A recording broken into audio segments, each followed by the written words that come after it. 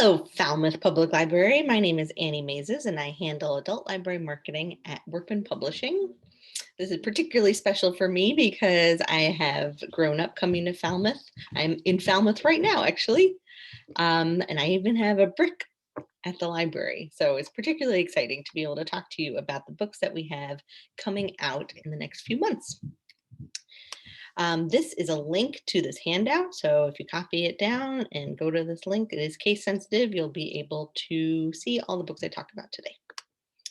That's me. If you have any questions, you're welcome to email me. First up, I'm going to talk about some books that are out now that are available for you to read immediately. Instant Gratification. They are so fun. The Temple House Vanishing is set in a boarding school. It's about the disappearance of a student and a teacher. And 25 years later, the mystery is still unsolved. Perfect for fans of My Dark Vanessa. Theater for Dreamers is perfect escapism. If you are looking for a summer beach read, this is it. It's set on the Greek island of Idra during the 1960s in an artist commune. Liberty is amazing, incredible writing from Caitlin Greenidge about Liberty Sampson, a young woman who is trying to figure out what freedom means for a Black girl in Reconstruction era. And for nonfiction fans, Nowhere Girl is chef's kiss perfect. It is the true story memoir of this woman, Cheryl Diamond, who grew up in a family of international outlaws and was on the run for her childhood. And as she grew up, she started to realize what that meant and how it affected her life. Yoke is by acclaimed yogi Jessamine Stanley. She talks about the why of doing yoga as opposed to the how of doing yoga, which she talked about in her first book, Everybody Yoga. So the lessons that you learn in yoga, how they can be applied to things going on in your life. And for true crime fans, the case of the murderous Dr. Cream focuses on the murder trial of Dr. Thomas Neal Cream in 1891. He murdered 10 women, and at the time that was an unprecedented number of people. So this really focuses on how he was brought to justice. So next up we have Diary of an Apprentice Astronaut. Samantha Cristoforetti spent 6 months on the International Space Station for the European Space Agency, but prior to that, from the time she was young, she had a dream to become an astronaut. And so this book takes you through her journey, and it's just filled with joy and like disbelief that she was able to make this dream come true, but the power of believing in yourself and your convictions and what you want to do. This is Climate Change. This is Just the Facts look at climate change. You know, how many people are actually able to confidently explain why climate change is such a problem. And so this walks you through what climate change is.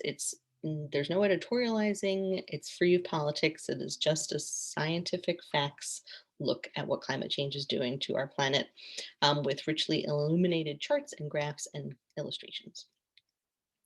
The Archer is a debut novel set in Bombay in the 1960s and 70s. It is a young girl, Vidya, throughout the course of her life and how she deals with her expectations from her family, all through the lens of this love that she has for a dance called Kathak.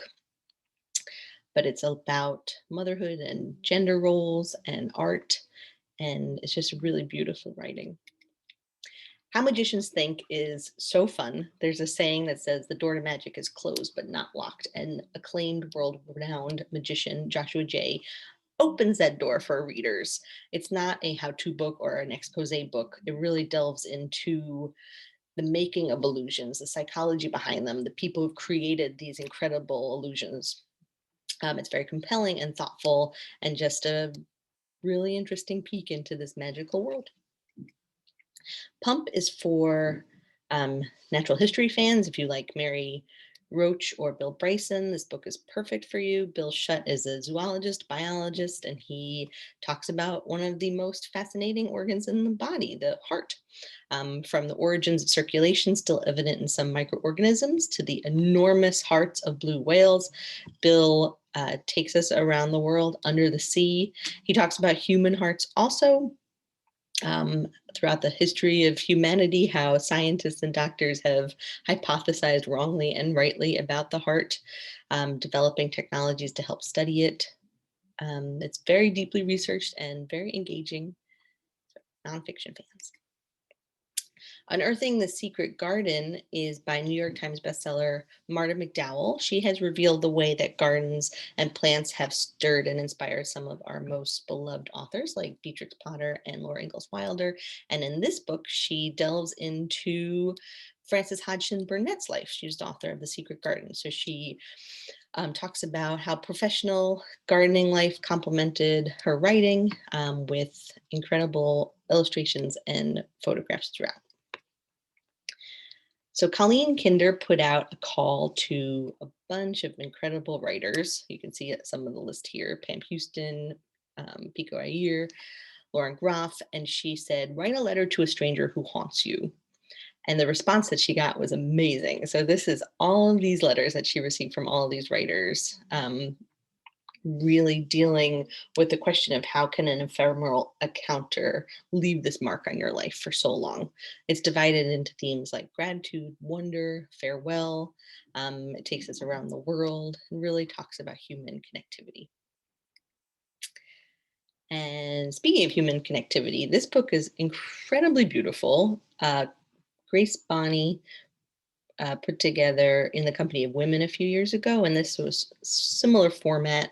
She has interviewed over 100 trailblazing women, all between the ages of 50 and over 100, who have been at the forefront of their industries. It celebrates the stories of Olympic athletes, NASA team members, award-winning artists, activists, writers, filmmakers. All these women have contributed to their industries, have really been at the forefront of it. And it's this beautiful collection of lessons and inspiration and advice that you can learn from older women. Flesh and Blood is by N. West Moss. It is a memoir, and the writing in this really elevates this book.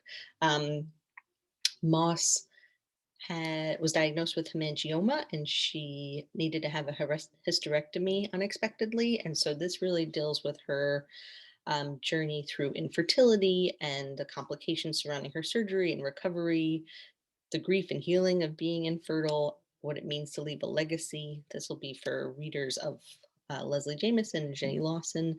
If you liked the medical biographies, When Breath Becomes Air, The Bright Hour, this book fits into that. Gastro Obscura is stunning. It's just packed with amazing photographs from around the world. It's from the people behind Atlas Obscura, who journeyed around the world to weird and wonderful places.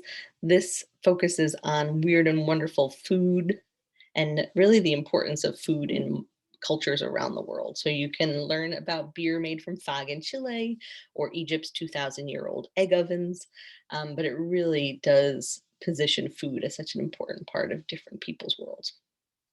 So if you are interested in travel and you miss it, it's a good book for you. Grains for Every Season. Joshua McFadden wrote 6 seasons a few years ago, and that put this incredible spin on how to work with vegetables. And this does the same thing for grains. So he packs all his recipes full of flavor, and that includes salads and soups, pasta, pizza, grain bowls, even desserts, gluten-free options. There are 150 color photographs throughout, which really make this book pop. Life Reconstructed is by breast cancer survivor Kim Harris. She combines her own experience with extensive research and walks readers through the process of mastectomy and breast reconstruction, the physical, emotional costs, detailing the questions that cancer fighters really need to ask in order to be their best advocates. It is compassionate and honest and very helpful for every breast cancer fighter on the journey to recovery. Cheryl Day is an amazing baker. She is based in Savannah, where she has her back in the day bakery.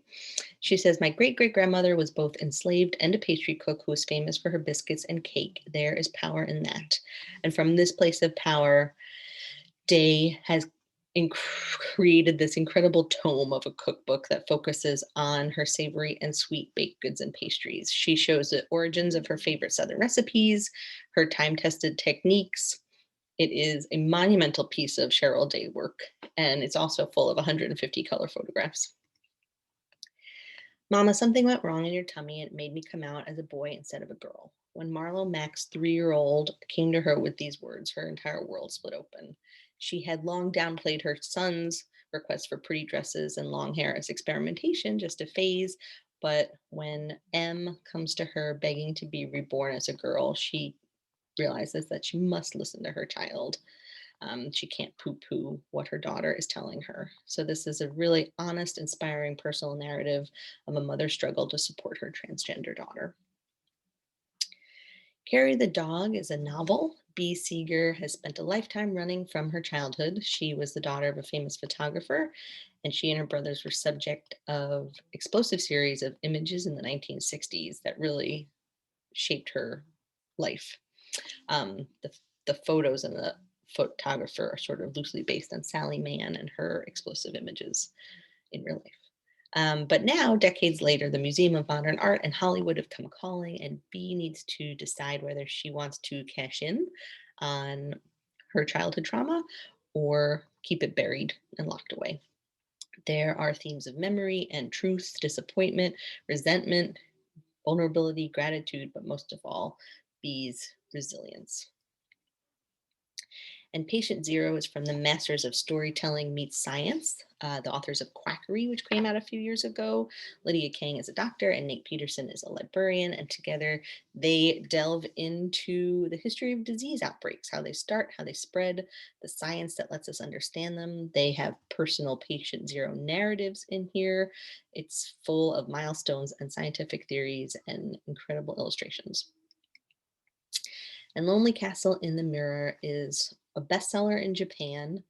It deals with 7 teenagers hiding out in their rooms because they're all dealing with anxiety and mental health issues, and the mirrors in their rooms start to glow, and when they touch them, they're swept away into this magical castle land. It's sort of the Breakfast Club meets the Chronicles of Narnia, but it really does deal with a lot of mental health issues in contemporary adolescence in Japan, which is not talked about as much. So, a very good segue into having conversations about mental health with teenagers wrapped in a fantasy. And finally, some more cookbooks. Buen Provecho is over 100 Mexican recipes with a healthy spin. So if you love Mexican food, this book is perfect for you. Veggies and Fish, I think, is the wave of the future. It's definitely more and more chefs are moving towards pescatarian vegetable cooking. Pardon me.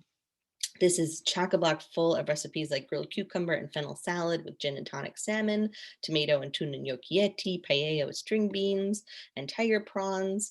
It's just really powerhouse ingredients, delicious, accessible recipes. And How to Sous Vide takes a complicated piece of machinery and makes it very accessible to the home cook. Daniel Shumsky wrote How to Instant Pot a few years ago, and now he is taking that how to and turning it towards the sous vide. So he has rigorously tested all the books in here for the home cook. Clear instructions on how to use the equipment and then finishing the food once it's cooked. So techniques like grilling and searing. There are 100 delicious recipes in this book. So that is it for me. Just a reminder again of the link to this handout. Thank you so much for tuning in, and I hope you enjoy the rest of your summer.